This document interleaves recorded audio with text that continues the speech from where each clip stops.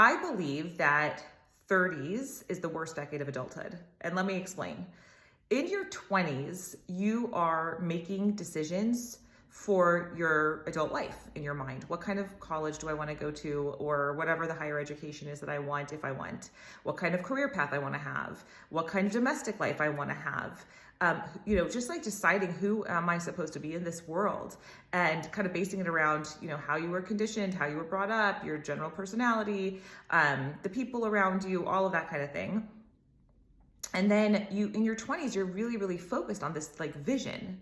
And very often this vision is hinged on society's view, or what you think society's view of success and happiness is, even though you haven't actually test driven any of it because you're only in your 20s. So you're just sort of saying, okay, well, I think that this is going to create success and happiness for me because this is what I see is happening out there in the world. But we know that success and happiness looks on the outside very different than it's experienced on the inside. So anyway, your 20s is spent building up this vision that you have for yourself.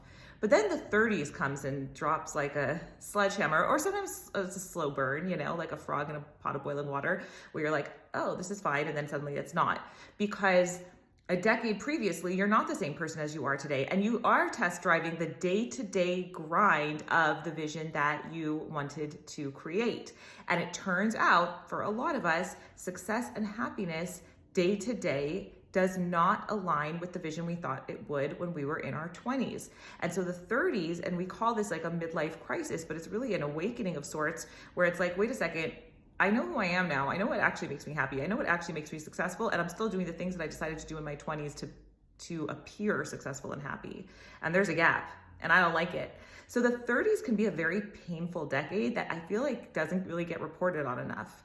And then the 40s comes, and it's like, oh, I don't have to actually subscribe to anyone's opinion of me. I'm not looking for anyone's approval.